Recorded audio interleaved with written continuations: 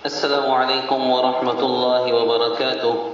الحمد لله رب العالمين والصلاة والسلام على سيد الأنبياء والمرسلين وعلى آله وصحبه أجمعين ومن تبعهم بإحسان إلى يوم الدين واحشرنا في زمرتهم أجمعين آمين يا رب العالمين.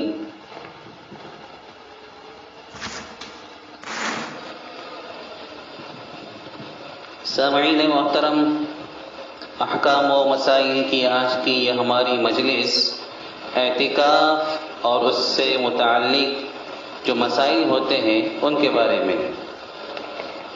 اللہ تبارک و تعالیٰ قرآن کریم میں ارشاد فرماتے ہیں وَلَا تُبَاشِرُوهُنَّ وَأَنْتُمْ عَاكِفُونَ فِي الْمَسَاجِدِ.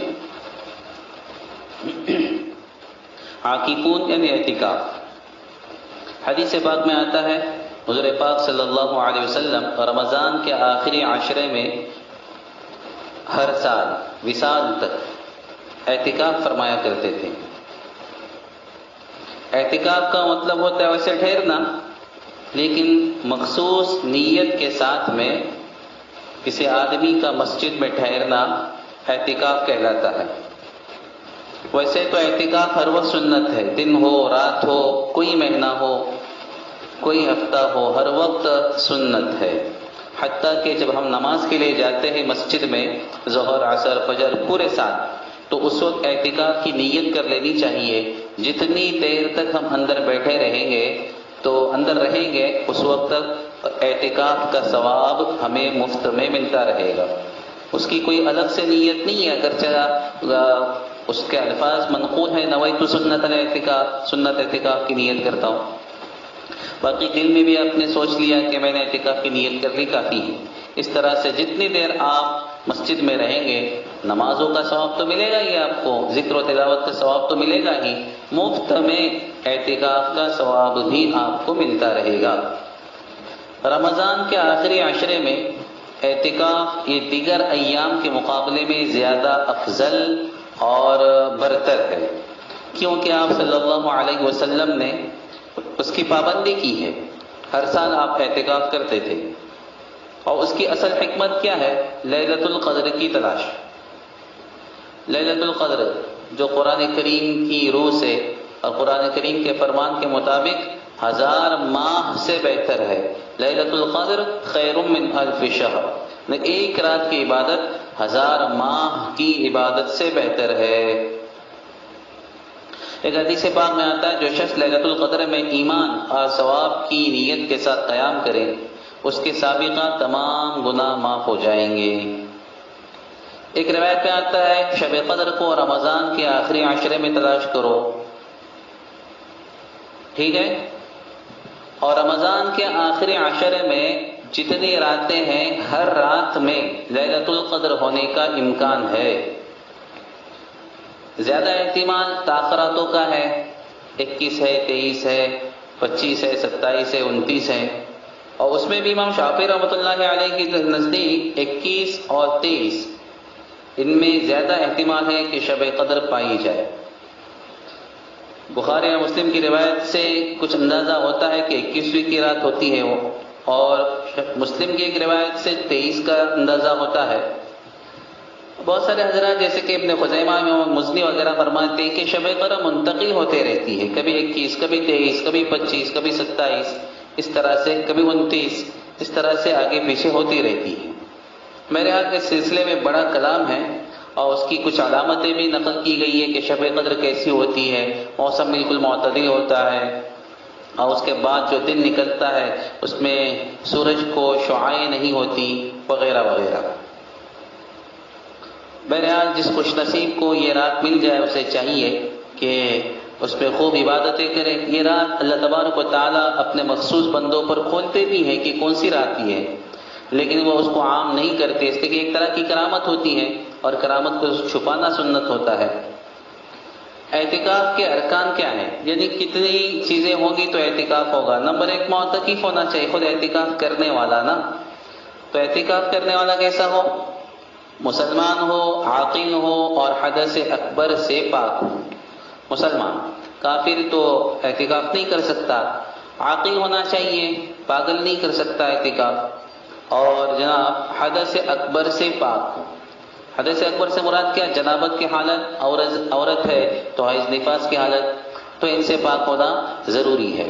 اگر کسی نے اعتکاف شروع کیا اور بعد میں اس کو جنابت کی حالت لاحق ہو گئی تو اس کو فوراً جا کر غسل کرنا پڑے گا، جیسے کہ احتلام وغیرہ ہوا تو اس کو جا کر فوراً غسل کرنا پڑے گا۔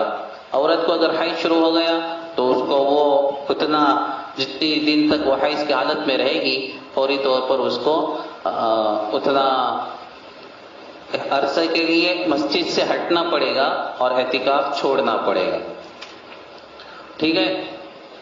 اس کے بعد نیت ہو، مسجد ہو، نیت کیا؟ اعتکاف کی نیت کہ میں اعتکاف کی نیت سے مسجد میں ٹھہر رہا ہوں، وہی تو سنت الاعتکاف، اس طرح کی نیت کرے۔ اگر نظر کا اعتکاف ہے، یعنی اگر کسی نے نظر مانی تھی کہ اگر میرا فلاں کام ہو گیا تو میں 3 دن کا اعتکاف کروں گا وغیرہ وغیرہ، تو پھر اس کی وضاحت ضروری ہے کہ فرض اعتکاف کی نیت کرتا ہوں، ٹھیک۔ اور اگر نہیں ہے تو مطلق اعتکاف کی نیت کافی ہے، سنت اعتکاف کرتا ہوں کافی ہے۔ اور اس کے بعد نمبر 3 مسجد میں ٹھہرنا، مسجد میں ٹھہرنا یہ بھی ضروری ہے۔ کتنا ٹھہرنا؟ بقدر طمانینت، یعنی جس طرح سے ہم جانتے ہیں نا کہ رکوع میں کتنا ٹھہرنا ضروری ہے، کہا کہ طمانینت کے بقدر، سجدے میں کتنا؟ طمانینت کے بقدر، یعنی وہ چند سیکنڈ جو ہوتے ہیں، مان لیجئے سمجھانے کے واسطے کہتا ہے 5 سیکنڈ 3 سیکنڈ، مطلب ہے کہ اتنا کہ انسان طمانینت سکون حق کے ساتھ کھڑا ہو سکے، مان لیجیے، ٹھیک ہے، اس کو کہتے ہیں بقدر طمانینت۔ تو اتنی دیر کم سے کم ٹھہرنا ضروری ہے، ٹھیک۔ اور زیادہ سے زیادہ اس کی تو کوئی حد نہیں ہے، 1 دن 2 دن، اور رمضان کے آخری عشرے کا اعتکاف یہ 9 یا 10 دن کا ہوگا، چاہے 29 کا ہے تو 9 دن، ورنہ 10 دن، 30 کا ہے تو اس طرح سے۔ مسجد کے تعلق سے کیا حکم ہے؟ دیکھیے اعتکاف شرعی کے لیے، شرعی اعتکاف کے لیے شرعی مسجد کا ہونا ضروری ہے، شرعی مسجد کا ہونا ضروری ہے، کیونکہ روایتوں سے حضور پاک صلی اللہ تعالی علیہ وسلم کا یہی عمل ثابت ہوتا ہے، کسی اور جگہ پر اعتکاف کرنا صحیح نہیں، چاہے وہ جگہ نماز کے لیے رکھی گئی ہو، جیسے گھر میں رکھتے ہیں نا، یا کوئی اور جگہ کسی کے گھر میں کوئی روم وغیرہ لے کر، لیکن اس کو شرعی حیثیت حاصل نہیں ہوتی، شرعی مسجد نہیں ہوتی ہو، تو پھر وہاں پر اعتکاف بھی درست نہیں ہے۔ البتہ امام شافعی رحمۃ اللہ تعالی علیہ وسلم، امام شافعی رحمۃ اللہ علیہ کے قول جدید میں عورت اپنے گھر میں نماز کے لیے متعین مخصوص جگہ میں اعتکاف نہیں کر سکتی، لیکن قول قدیم کے اعتبار سے عورت اپنے گھر میں اعتکاف کر سکتی ہے۔ دیکھیے احناف کے اعتبار سے تو عورت اپنے گھر میں اعتکاف کر سکتی، کوئی مسئلہ نہیں۔ شافعی کے اعتبار سے امام شافعی رحمۃ اللہ علیہ کے جو قول جدید ہے اس کے اعتبار سے نہیں کر سکتی، لیکن قول قدیم کے اعتبار سے عورت گھر میں جو مخصوص جگہ ہوتی ہے نماز کی، یا مخصوص روم جو ہوتا ہے نماز کا، وہاں پر اعتکاف کر سکتی ہے۔ ایک سوال جو بہت زیادہ آج کل گردش کر رہا ہے واٹس ایپ پر، اور لوگ اس پر بحثیں بھی کر رہے ہیں، لیکن اس کی وضاحت یہ ہے، وہ کیا ہے سوال کہ مرد گھر میں اعتکاف کر سکتا ہے کہ نہیں؟ موجودہ حالات میں لاک ڈاؤن کی وجہ سے مسجد میں جانا دشوار ہے، چند لوگوں کو ہی اجازت ہوتی ہے، ایسے وقت میں مرد گھر میں اعتکاف کر سکتا ہے یا نہیں؟ تو دیکھیے یہ میں سمجھتا ہوں کہ عجیب و غریب سوال ہے، اور اس کا سیدھا سادہ جواب کسی کے یا بھی شافعی کے نزدیک بھی اور احناف کے نزدیک بھی، مرد گھر میں اعتکاف نہیں کر سکتا، شرعی اعتکاف اس کو گھر میں رہتے ہوئے حاصل نہیں ہوگا، اس کے لیے شرعی مسجد کا ہونا ضروری ہے۔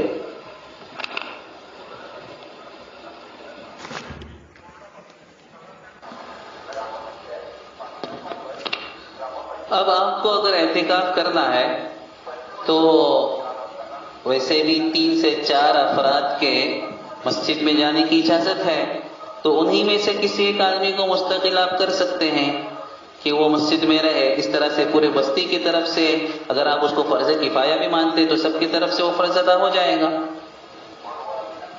اور انشاءاللہ کوئی مسئلہ نہیں رہے گا۔ باقی مردوں کے لیے گھر میں اعتکاف کا کوئی جواز نہیں ہے، مطلب یہ کہ وہ شرعی اعتکاف نہیں ہوگا۔ ہاں، آپ اس نیت سے بیٹھ جائیں کہ اگر نہیں بیٹھیں گے تو آدمی باہر گھومتا رہتا ہے یہاں وہاں، تو گھر میں بیٹھ کر زیادہ سے زیادہ عبادت ہوگی، تلاوت ہوگی، وہ ایک الگ بات ہے، اس میں کوئی حرج نہیں ہے، لیکن اس میں شرعی اعتکاف جس کو بولتے ہیں وہ حاصل نہیں ہوگا، اور اس کی کوئی ضرورت اور بھی نہیں ہے، اس لیے کہ یہ عمومی طور پر فرض تو ہے ہی نہیں ہر کسی پر، اور ایسی کوئی مجبوری کی بات نہیں ہے۔ واللہ تعالی اعلم وعلمہ اتم۔ ایک بات یہ ہو گئی۔ دوسری بات یہ ہے کہ اعتکاف کی حالت میں انسان کو کرنا کیا ہے؟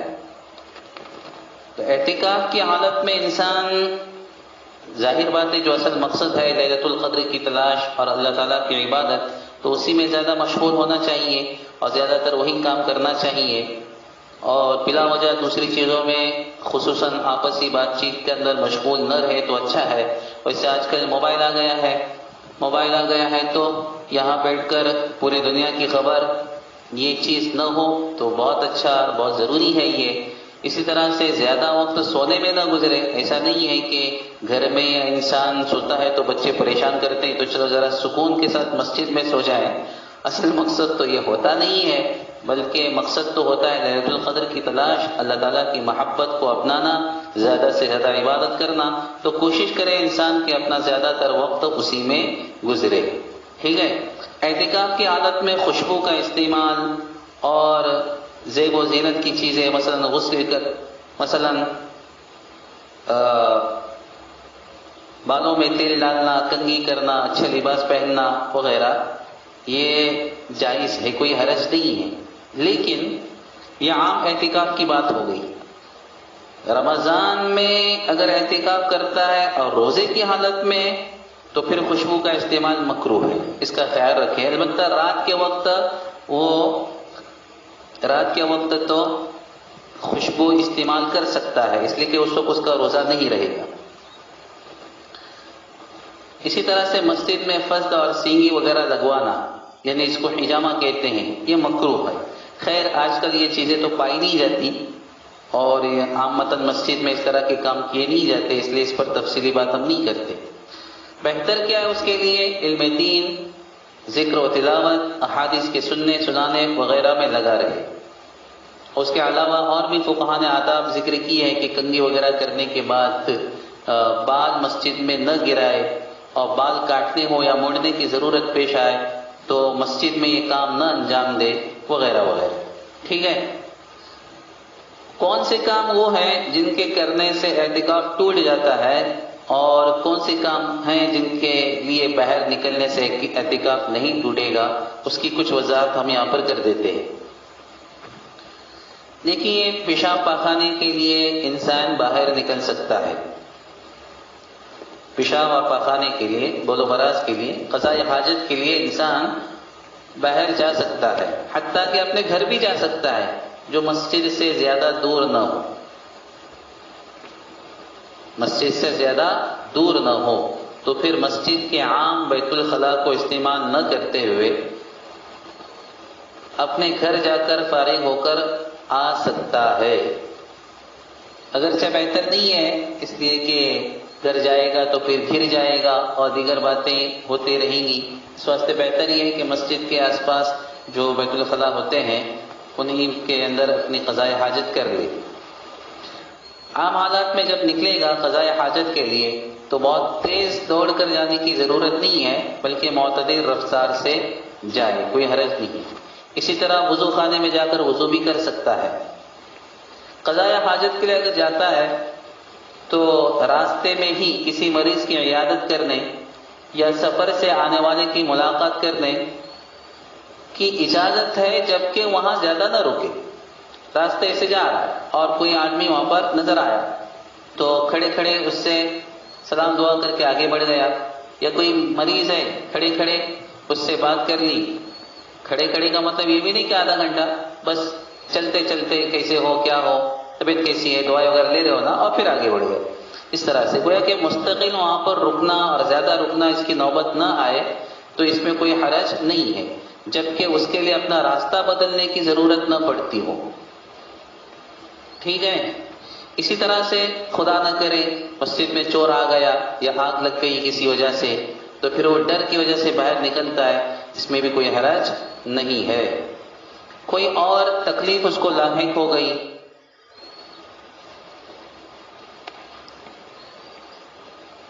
جیسے کہ لوز موشن وغیرہ کہیں ہے، یا اس کے علاوہ کوئی اور چیز کہ مسجد میں اگر رہے گا تو مسجد کی گندگی کا اندیشہ ہے، یا ڈاکٹر مسجد میں آ نہیں سکتا،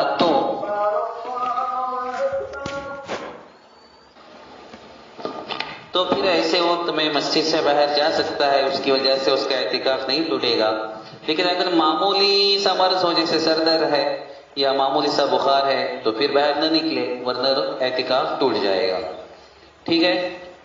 اس کے علاوہ ایک اہم ترین چیز، کھانے کے لیے مسجد سے باہر جا سکتا ہے یا نہیں.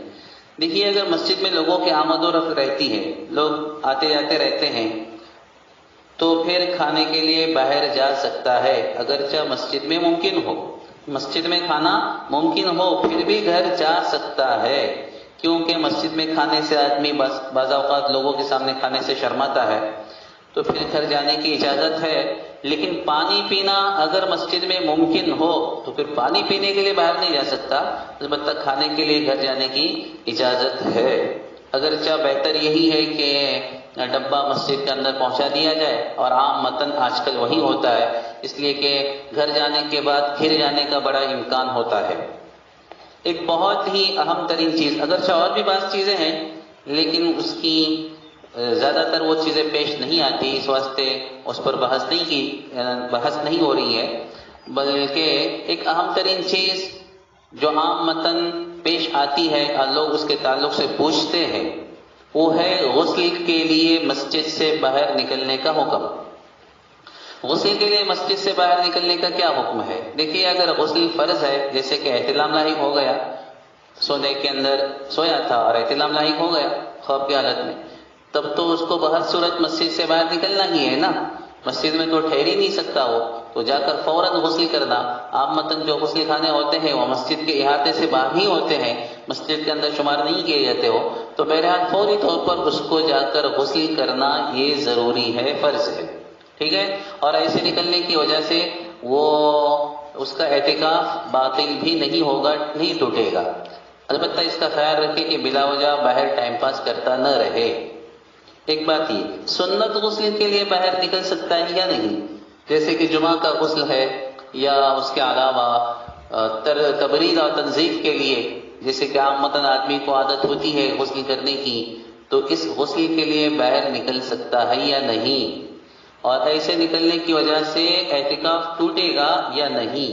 تو دیکھیے، اس طرح صرف فرض غسل کے لیے باہر نکلنے کی اجازت ہے اعتکاف کی حالت میں، ورنہ اور اگر اس کے علاوہ کسی اور غسل کے لیے نکلتا ہے، جیسے کہ سنت غسل کے لیے نکلتا ہے، یا اس تبرید اور تنظیف کے لیے جو غسل کیا جاتا ہے ٹھنڈک محسوس ہونے کے لیے، صفائی کے لیے، ایسے غسل کے لیے نکلتا ہے، تو ایسے نکلنے کی وجہ سے اس کا اعتکاف ٹوٹ جائے گا. اس طرح سے نکلنے کی وجہ سے اس کا اعتکاف ٹوٹ جائے گا. یہ بہت زیادہ لوگ سوال کرتے ہیں، اور پھر یہ بھی پوچھتے ہیں اس کے بعد پھر کیا اتنے دن تک ایسا ہی رہنے کا، وغیرہ وغیرہ. اسی عام مطلب یہ چیز پوچھی جاتی ہے لوگوں کی طرف سے، اس لیے کہ روزانہ غسل کرنے کی عادت ہوتی ہے بعض اوقات.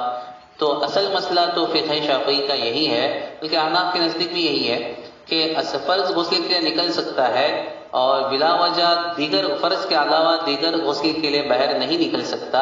البتہ احناف کے ایک جزیہ ملتا ہے، احناف کے یہاں، کہ ہم نے بعض احناف کے مفتیان سے بات سنی ہے، مفتی احمد خان پوری صاحب وغیرہ سے، کہ اگر انسان قضاء حاجت کے لیے نکلتا ہے اور ضمناً غسل کر کے آ جاتا ہے تو یہ کام چل سکتا ہے. ضمناً غسل کا مطلب کیا ہے؟ قضاء حاجت کے لیے گیا، پہلے سے کسی کو اس نے تیار کر کے رکھا تھا، کسی آدمی سے کہا تھا کہ تم پانی تیار کر کے رکھو اور ٹاول وغیرہ سب جا کے رکھو، کپڑے جا کے رکھو، اور جیسے ہی قضاء حاجت کے لیے گیا ہو تو قضاء حاجت سے فارغ ہوتے ہوتے جلدی سے جا کر ضمنن کا مطلب کہ اگر قضاء حاجت کے 10 منٹ جا رہے ہیں تو یہ 3-4 منٹ کے اندر غسل کر دے، یہ نہیں کہ آدھے گھنٹے تک غسل کرتا رہے. تو اس طرح سے اگر آ جاتا ہے تو اس کی گنجائش نکل سکتی ہے. یہ احناف کے یہاں یہ جزیہ ملتا ہے. واللہ تعالی اعلم وعلمہ اتم. یہ اعتکاف کے سلسلے کی کچھ موٹی موٹی باتیں تھیں اور کچھ باریک اور پیچیدہ مسائل کو ہم نے چھوڑ دیا ہے.